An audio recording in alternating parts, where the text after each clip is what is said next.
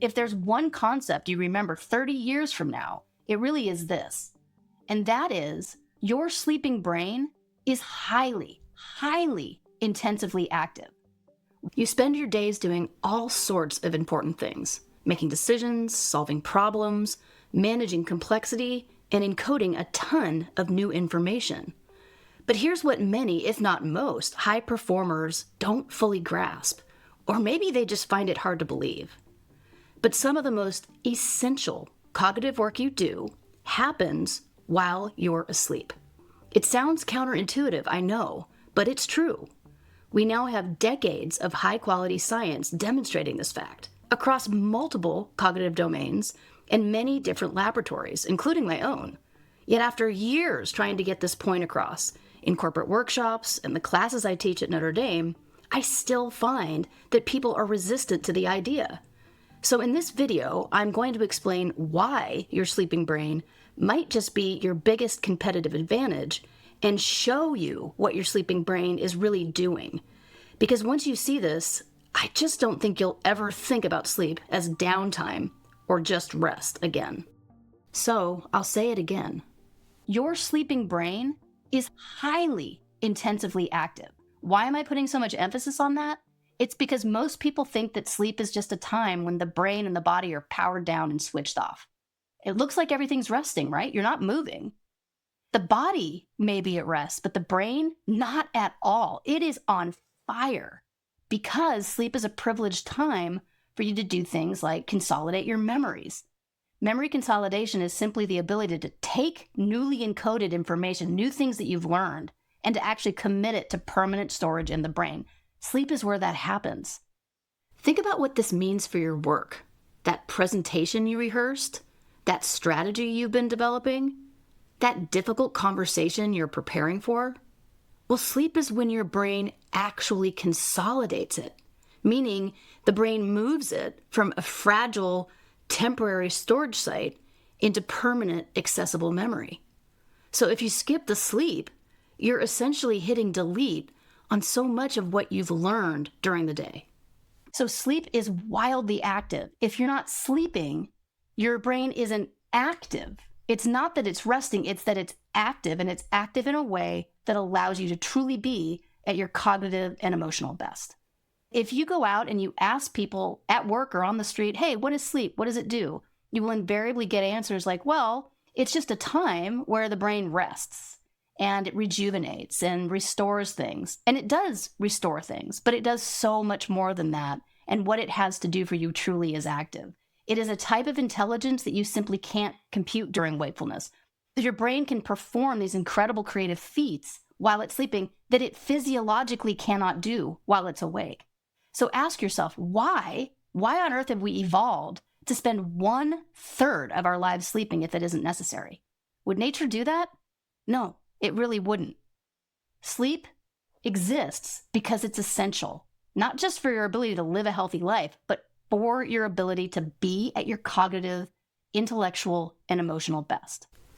Here's what absolutely fascinates me about high performers. They optimize everything: their diet, their exercise, their morning routines, their productivity systems. But sleep, that's often the first thing they sacrifice. And so many wear their sleep deprivation like it's some kind of badge of honor. Maybe you do too. And it makes sense because our corporate cultures reward this type of behavior. That drives me absolutely nuts because the research is unambiguous. Sleep is where your brain does some of its most sophisticated work.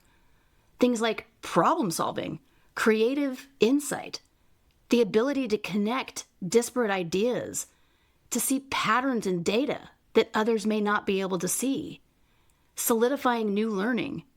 These simply aren't things you can just grind your way to during your waking hours. Your brain needs sleep for those things to fully be achieved. They require the unique neurobiological environment for the brain that only sleep can provide. When I talk about sleep being active, as you see in this next slide, it's not just active, it's active in the most important brain regions that you need it to be active in. What are those regions? Well, the first is the hippocampus. This is actually a bilateral structure. You have two of them, okay? One on each side of the head. In fact, if you were to drill through both of your temples, you hit it. And I do not recommend you do that, because if you damage the hippocampus bilaterally, that is on both sides, this is a very rare condition, but it leads to the kind of amnesia that's so profound. These are the patients that introduce themselves every single day to their neurologist over 25 years because they can never learn who that person is. That is how important the hippocampus is for learning and memory. What you're seeing here, it's wildly active while you're sleeping. That is because sleep is a privileged and protected time where you can consolidate what you've learned so you can remember it later, and so you can use what you've learned flexibly and in creative ways that help you navigate this very difficult to predict present and unknown future. That last point is critical for anyone in a leadership role or anyone navigating complexity, which of course is almost all of us. The hippocampus doesn't just help you remember facts and experiences. It also helps you use those facts and experiences flexibly. That's what strategic thinking really is. Taking what you know and applying it to new situations you've never encountered before. Whether you're a leader making decisions under uncertainty, an entrepreneur pivoting your strategy, or a busy parent trying to raise your child in this rapidly changing world, this is one of the brain systems helping you do that work. And it does some of its best work while you sleep. So it allows you to take what you already know and use it in ways that are different than the format that you already learned it in. Right next door to the hippocampus is the bilateral amygdala, also wildly active during sleep. The amygdala is incredibly important for emotions, but especially for negative emotions like fear and stress and anxiety. It's active during sleep because another thing sleep does for you is it processes the emotions of the day, the emotions that make us human, the emotions that help us know what to attend to and what's important to learn. So memory and emotion, they work together to help you sift through what you need to remember and what's okay to forget. If you've ever wondered why emotional intelligence seems to suffer under sleep deprivation or stress, this is why. The amygdala processes the emotional weight of your experiences, and sleep is when that processing happens most effectively. So say you've had a difficult conversation with a colleague or a challenging interaction with a family member. Sleep is when your brain works through that emotional residue and strips away some of the reactivity and distress associated with it.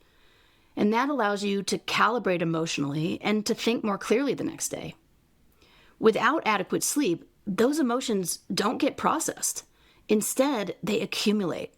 And accumulated, unprocessed emotion is what leads to anxiety or depression in severe cases, and reactive behavior, poor judgment, or just losing your cool in more typical cases.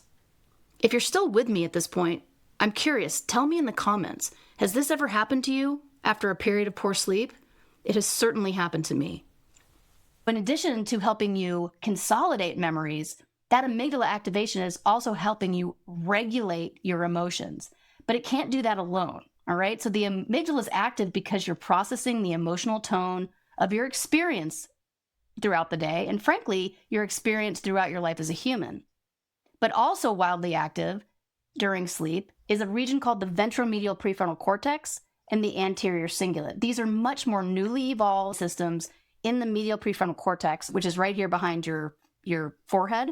The frontal lobe is actually quite big, and this is the part that's sort of closest to your eyes. And it has many roles that are important for you, but especially your ability to regulate those emotions. So the way that works is that the amygdala is wildly active at night, and it's especially processing, sometimes over-processing, negative memories, negative affect, negative emotions like fear and anger and anxiety. But it does this under the regulatory control of this much more newly evolved system sitting in the medial prefrontal cortex that keeps it in check.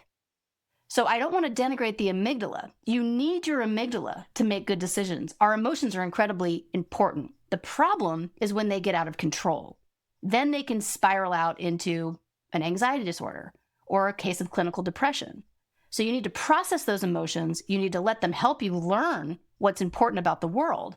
But you need to do that while these much more newly evolved regulatory systems are keeping a brake on it so that you can let the brake up and then push it again, let it up and push it again. So it's a dance that happens between these newly evolved systems and these much more, quote, primitive systems, because yes, even lizards have amygdala.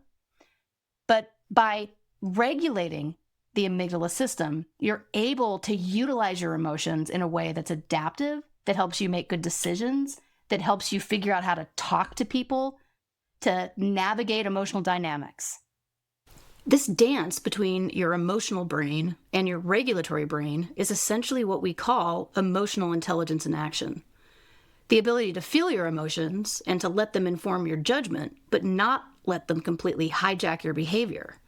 As an example, think about what most leaders do all day.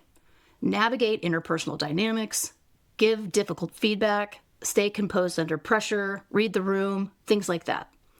All of those things require this precise calibration between emotion and cognition, or emotional regulation and cognitive control. A big part of that calibration happens during sleep. When you shortchange sleep, you're neurologically less capable of the emotional sophistication that effective leadership requires, or effective relationships require, or effective parenthood requires. When you're sleep deprived, you get none of this. You cannot learn and remember very effectively. It's why memory is one of the first things that it goes when you are sleep deprived. You can't really regulate yourself in terms of your emotions. It's easy to snap at somebody or be inappropriate in a situation. You become emotionally labile or dysregulated. Let me be clear about what this means in practical terms. When you're sleep deprived, your judgment suffers, and sometimes you don't even realize it. Research shows that sleep-deprived individuals consistently overestimate their own performance. Your ability to read other people diminishes, you often miss social cues, misinterpret tone, and respond inappropriately in one way or another. Your creative problem-solving really suffers too. You get stuck in rigid thinking patterns, and your emotional reactivity increases while your emotional regulation abilities decrease.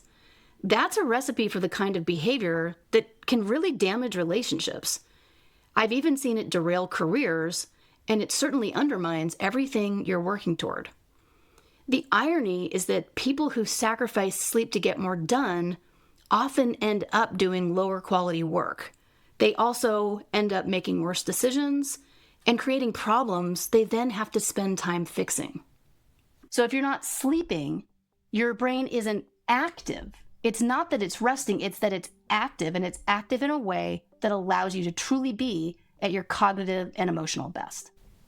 So that's the reality of repeatedly shortchanging our sleep, or not getting help for sleep disorders, which millions of people have. Whatever the reason for it, if you're not getting enough sleep in terms of quantity, or if you're not getting enough high-quality sleep, your brain is at a serious disadvantage. I've been lecturing on this for years, and I will continue to beat the drum because the data in support of sleep for brain health is only getting stronger. So to wrap up, I feel like I should at least mention that sleep becomes even more important as the demands on our brains increase. And there's no doubt that those demands are only skyrocketing exponentially right now for all sorts of reasons. But as one example, just think about AI. So many of us are trying to figure out how to best use AI and how to navigate this brand new world AI tools and agents are ushering in. There's a lot of pressure on our brains right now. And in a sense, that's always true. But I think that most of us can agree that there very well may be more now than there ever has been. So here's my challenge to you. Stop thinking of sleep as the thing you do when you're done working, and start thinking of it as some of the most important work your brain does. If you want to perform at your best, whether you're leading a team, building a company, mastering a new skill, or just trying to be a better human, protect your sleep like your success depends on it. Because neurologically speaking, it really and truly does. I'm Dr. Jess Payne, and I'll see you in the next video.